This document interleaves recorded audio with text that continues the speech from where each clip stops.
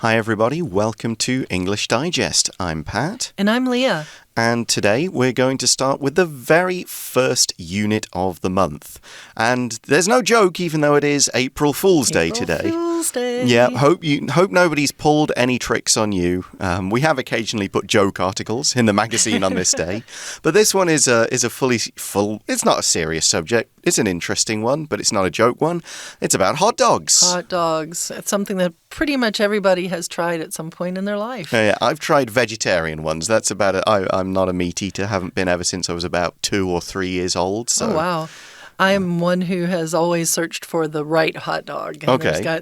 You have to have the right flavor of hot dog or it's just not worth eating. What toppings would you put on them? I put relish. Oh, actually, I don't put relish. I'm sorry. I put onions and I put mustard, but no relish. And then some folks like sauerkraut on theirs as well, which I love sauerkraut separate, but sauerkraut on my hot dog, I'm like, why do this to the hot dog? You don't need to cover it with everything. Have you tried the Shilin night market, like sausage in a sausage? I have not tried. Oh, I think where I it's know like what you're talking about. a rice sausage in a sausage skin with another sausage inside it. And that is really not bad. Over by the temple, they sell quite a few of those. Yeah, you can find them all over the place, but I know Shilin is pretty famous for that particular They have dish. one little area that has like 3 or 4 shops together. It's like, okay, which one do I want? Which is the best hot dog in a hot dog? The one with all the queue of people usually. Normally. Just follow the line. So yeah, I've had vegetarian sausages. They're okay. Right. Yeah, they're never quite...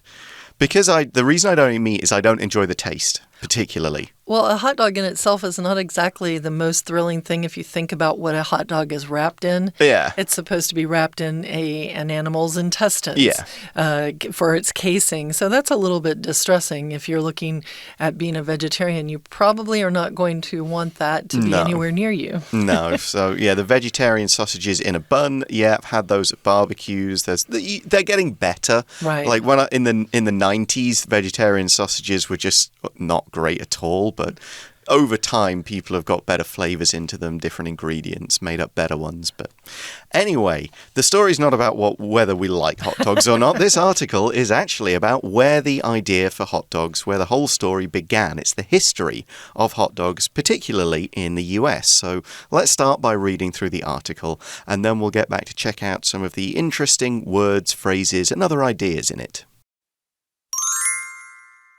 In Taiwan, a quick stop at a local convenience store allows you to grab a hot dog whenever you want. But have you ever wondered how this popular snack got its unique name and became a leading light of American cuisine? First, the name hot dog is actually a combination of different ideas. Vendors called the sausages red hot to get customers to buy one fresh off their grills. As for the dog part, it's a playful joke to compare the meat of the sausage to that of a dog, specifically a dachshund. This small, long dog breed was introduced to the US by German immigrants, just like the hot dog itself. Speaking of German immigrants, they probably played a role in the way we eat hot dogs today. It's said that back in the 1860s, German immigrant Charles Veltman established the first hot dog stand at Coney Island in New York. To make it easier for visitors to enjoy his treats while they wandered around, he placed sausages in buns. This creative idea gradually caught on, and hot dogs with buns became an American classic. In fact, Veltman's contribution is just one of the many theories about the origin of this successful pair. So, the next time you're hungry, grab a hot dog and enjoy this slice of Americana for yourself. All right, so we're starting out here with the title real quickly. Hot dog history, the sausage in a bun revolution. Now, why would this be a revolution? Maybe because historically, hot dogs were served in Germany as a sausage with a piece of bread. So once you're putting it in a bun, you're creating something very different and you're turning everything upside down in the world. So you've got a revolution. It's a big change of things. And we find that in Taiwan, 1, a quick stop at a local convenience store allows you to grab a hot dog whenever you want. I love this word grab. If you think of it, it's almost onomatopoeic or onomatopoetic in nature in terms of while you're doing the action, you make the sound. It's like grab. It means to take something very quickly. Normally with onomatopoetic words, it has the sound that it's the sound of what it is. So like whoosh. Bang, and then it's, crash, thud. Zzz, the buzz of a bee. And those are all written that way that it sounds. But yeah, with grab, you grab something quickly. You might grab a snack, which means you just go and get something to eat really quickly. Grab a meal together. Hey, let's go grab a meal together. Or grab a cup of coffee. That means you're not planning on having a 3-hour sit down with the person to discuss deep and meaningful topics. You're just going to do a lighthearted get together, have a quick cup of coffee together. Yep, have a quick snack, that kind of thing. So, yeah, it is very easy. I always see them, any convenience store, you've got the hot dogs and you've got all the other stuff just right there for anybody. Yeah, Leah just made a face. I'm not sure if they're the best hot dogs in the world. They don't fit in my category of okay, guys. I want something else, just more meat. Yeah, I think I certainly can't imagine anybody being, you know what, I really fancy a 7-Eleven hot dog. But you never know. If you're hungry and that's what it's going to kind of fill the hole in your stomach, that's what it is. It goes to the flavors you like. I mean, you can add stuff on top, get it spicy. I think I'd prefer it spicy to maybe hide the taste of whatever was under it. But the question next in this opening paragraph is, but have you ever wondered how this popular snack got its unique name and became a leading light of American cuisine?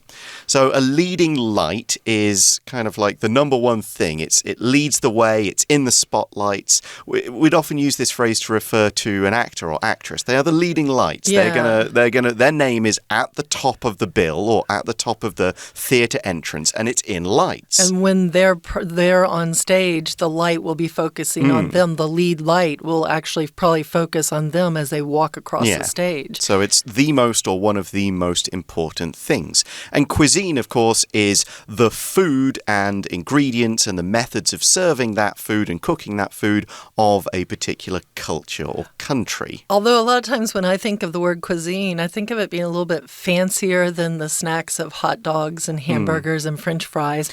So we're kind of elevating the hot dog to a higher level today. Yeah, but I think if you ask people certainly those who weren't from the States, then what's American food? Oh, hot dogs and hamburgers.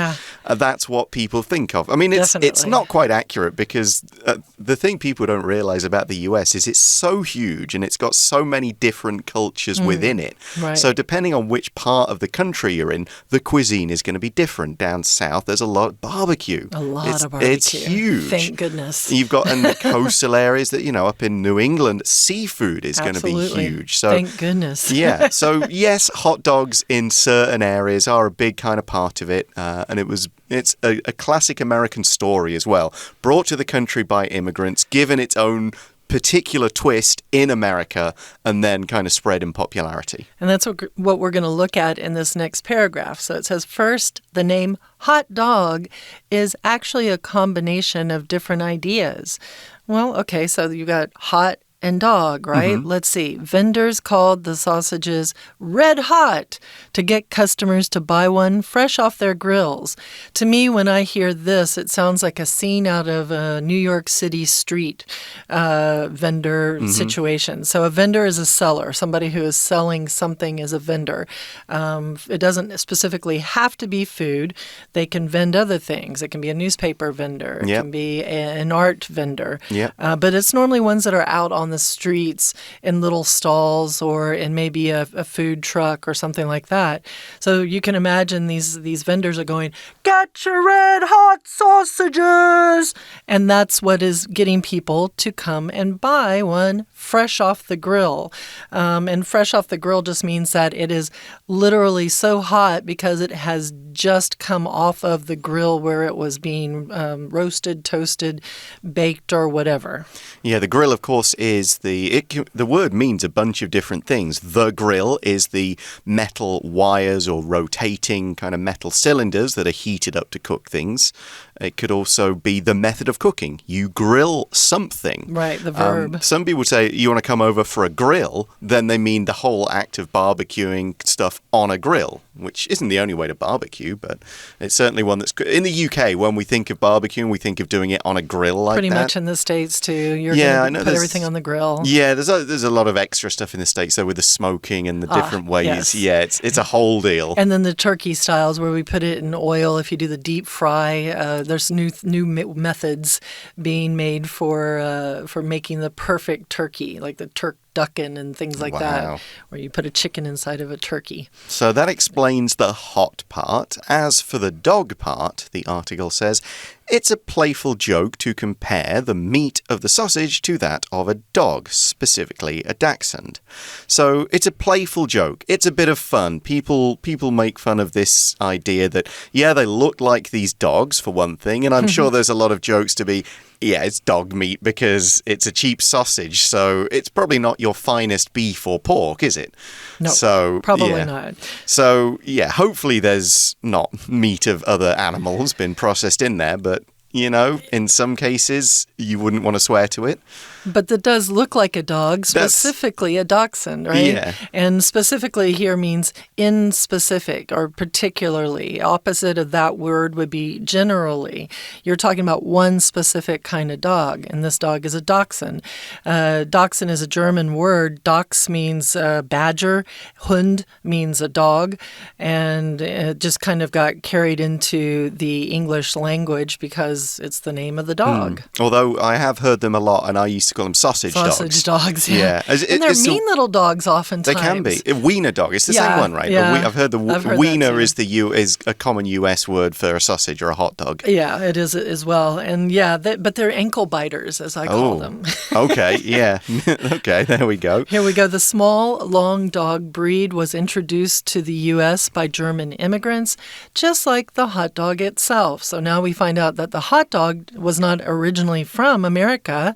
It was introduced as well by German immigrants. So immigrants here means people who come from one country into another country. And German immigrants would be in this case, we're talking about in America, right? So German immigrants would be people coming from Germany and immigrating to America.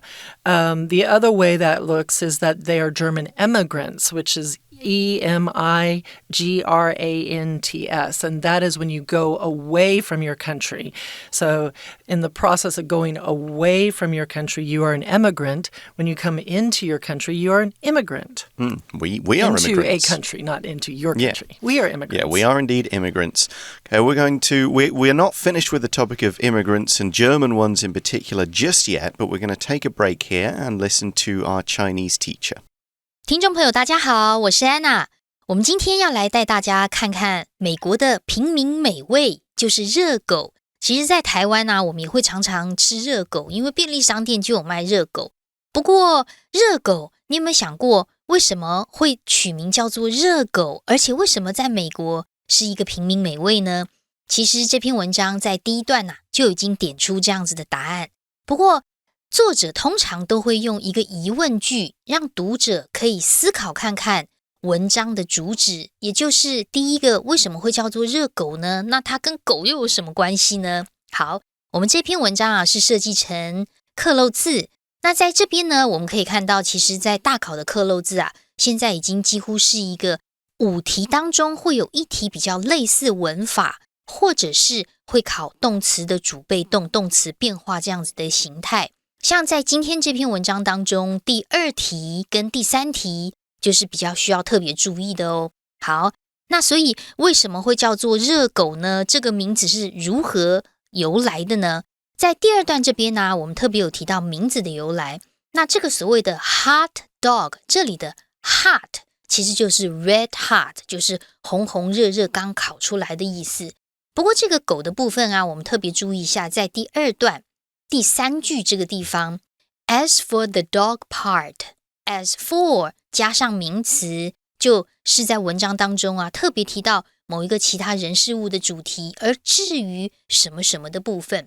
那当然这其实就是不是真正的狗啦，而是所谓的热狗那个 sausage 那个香肠的部分跟狗的关系就是德国的腊肠狗。为什么会这么说呢？因为其实啊，在美国这个平民美味的热狗是由德国移民引入美国的，所以它才会取到这个样的一个名字。我们特别来看一下第二段的第3句哦。第二段第3句，它考的是第2题。那么第2题 A、B、C、D 4个选项，你可能会因为像 C 的 one 某一个，或者是 B 的 that， 尤其是这个 that， 它是不是 D 会取，是不是也是关代呢？这是很困扰的一件事情。不过回过头来，在第2段第3句这边考的重点其实是 that 当成一个代名词来使用。什么意思？以前我们国中的时候说 this 是这个， that 是那个，而在这一题当中的 that 的确也有那个的意思，但是所谓的那个是指的是在整句当中前面的 the meat 肉这个东西。好，我们必须要在解题之前提到一个很重要的观念，在英文当中其实有一种限定形容词限定的功能。我们说 of 加名词 of 什么什么东西就有限定的意思。如果我们要说一个很重要的事情，你可以说 something important 或者是 something of importance。 也就是说，如果有一个名词它后面带了 of 加名词，后面的 of 加名词就有限定前面名词的功能。例如在这句当中，先看一下逗点后面的 the meat of the sausage， 指的就是这个香肠这个热狗的肉。好，所以肉已经被后面的 of the sausage 所限定哦。但是在第2格当中，我们看到答案的 that 后面也有接着 of 加名词 of a dog， 也就是说第2题这里答案的 that 指涉的是肉这种东西，但是又被限定 of a dog 狗的肉。所以其实 that 这个代名词在英文当中它有一种功能，就是它可以指同一种类，但是却不同种的事物。为什么会这样呢？因为在句子当中，如果第2次出现同样的单词，就必须要用代名词。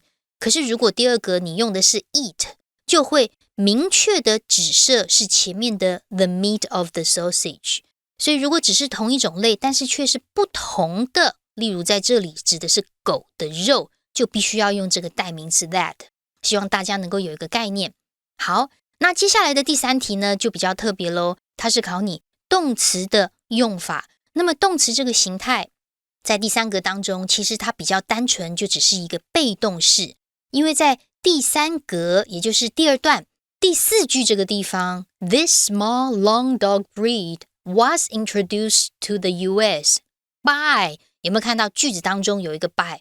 如果是被谁如何如何的话，那么动词当然会用一个被动式。We're going to take a short break, then we'll be right back with part 2 of the article.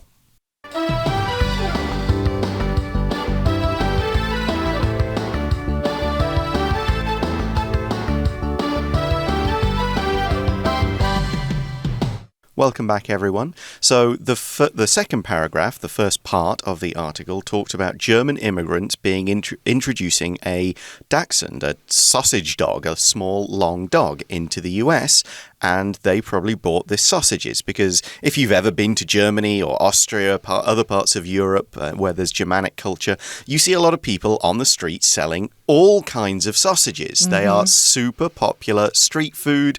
They're served in the beer halls. They're served as part of meals. Quick snack. Yeah. So speaking of German immigrants, the next paragraph begins because we've just left that topic and we're moving on a tangent relating to German immigrants. It's actually a great way to start a new paragraph if it connects directly into the paragraph before, as this one does. Yeah.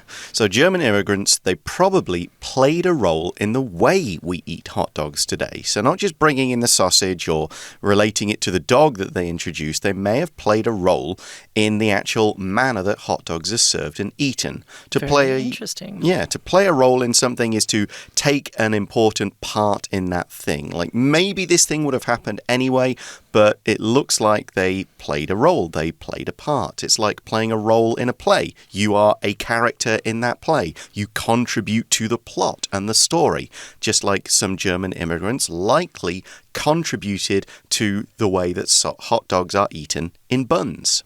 In fact, it's said that back in the 1860s, German immigrant Charles Feltman established the first hot dog stand at Coney Island in New York. Coney Island being an amusement park in New York. Hot dog stand, as we talked about before, a lot of times vendors sell things from stands.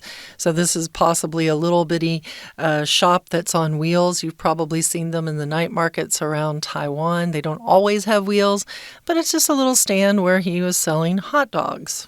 The sentence starts with, "It's said that." So we can tell from this that this is the kind of popular legend, the story that's told. It may not be 100% true. Right. There may be other variants of the story, or somebody else has got it. No, it wasn't this guy. It wasn't Charles Feltman. It was somebody else who did it. But this is one of the stories, the kind of origin myths of the hot dog. Where it became probably popularized for a lot of people Right. in New York. They remember going to Coney Island at that time. They remember seeing the hot dogs, even though hot dogs existed before then, especially in Germany, with the Wurst, the currywurst, all those sorts of things, right? I mean, seriously. But, however, this is what everybody remembers. This is what they have in their mind. So it's said that this is the way it all started. So what did he do? To make it easier for visitors to enjoy his treats while they wandered around, he placed sausages in buns. Interesting. Yeah, of course. It's going to be difficult to hold a red-hot hot dog sausage straight off the grill. Right.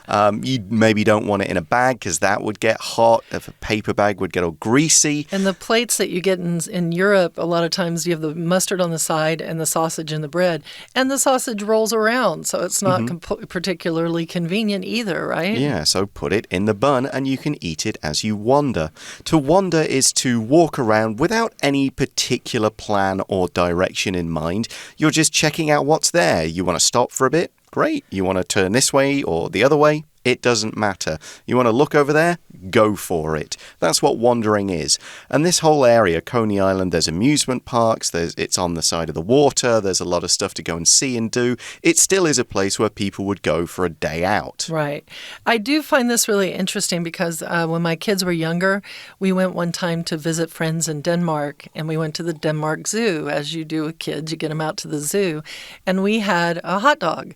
And a hot dog in Denmark, or at least in the Denmark Zoo, is like a piece of French bread, and then they squeeze the mustard and ketchup inside a hole in the French bread. You make a hole in it, and then you stick the sausage in it. So it's a French bread hot dogs. Okay, it's a version of a bun, yeah, right? So I think that probably is another way you could go about it, but that's not the way it tends to be in America. There's a whole bun system. And I have one more side note. There is a weird rule where when you buy hot dogs, you almost have to multiply out how many you want, because a pack of hot dogs normally has 10 in it, and a pack of hot dog buns has 8 in it. Go figure out the reason for that one. That's just crazy. This creative idea, back to our story, this creative idea of placing sausages in buns gradually caught on, so it became very popular, and hot dogs with buns became an American classic. Yeah, it's something that's enjoyed all over. So the article continues. In fact, Feltman's contribution is just one of many theories about the origin of this successful pair. This successful pair refers to the combination of hot dog in bun. Of course, hot dog in simple bread roll.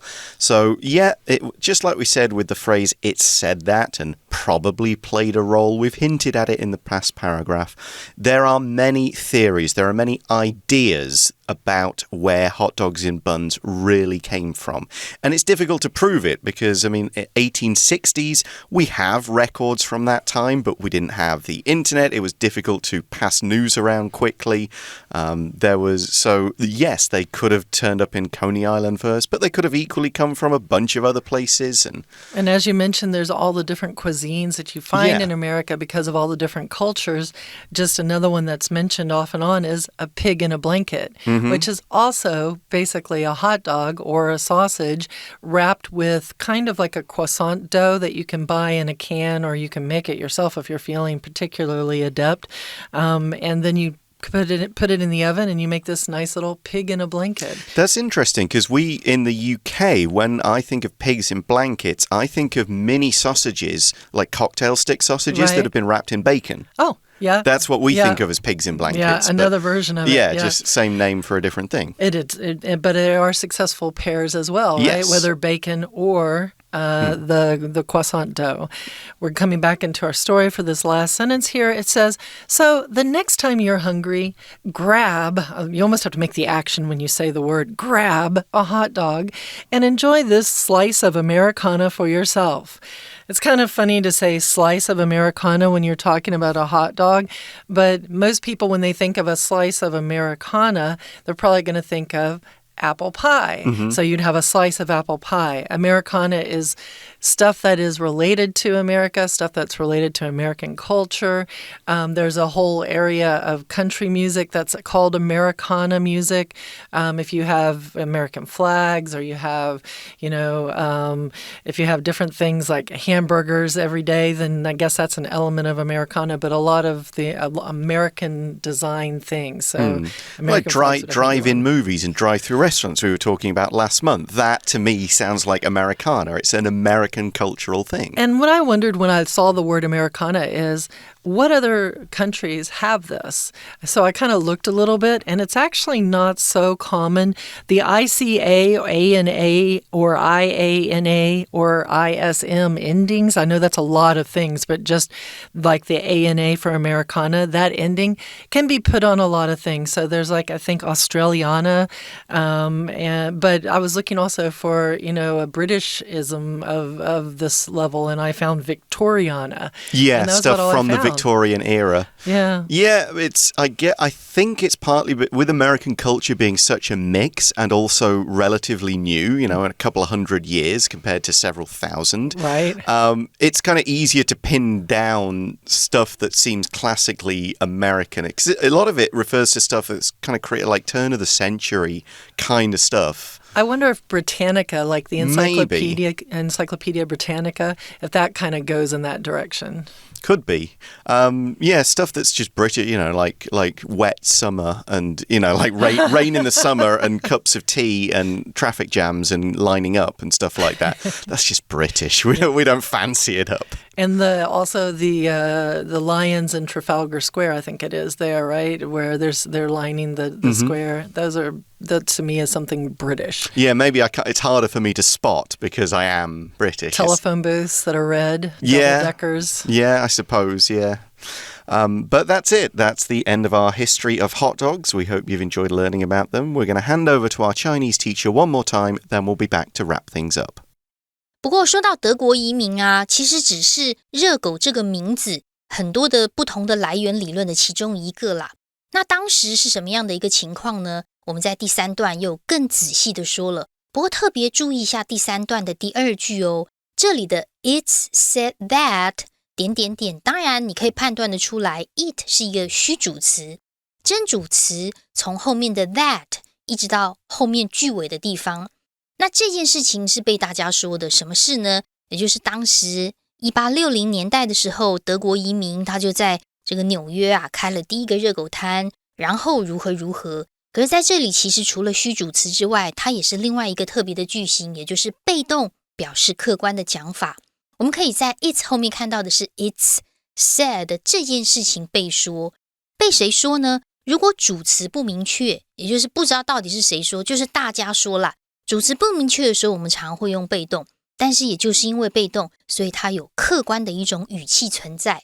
有时候我们会说大家都相信啊，据说啊，在这个宇宙当中可能会有外星人 aliens， 我们就可以造个句子 It's believed that there are aliens in the universe。 所以这里除了虚主词的句型之外，还有被动表示客观的讲法。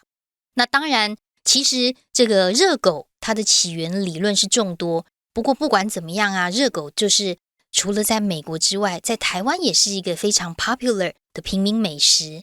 好，希望大家今天对于热狗的由来有一些认识哦。我是安娜，我们下次见。So that's the end of our article. Time to go and grab a hot dog. Yum, yum, yum. For English Digest, I'm Pat. And I'm Leah. And we'll talk to you again soon. Bye-bye. Take care.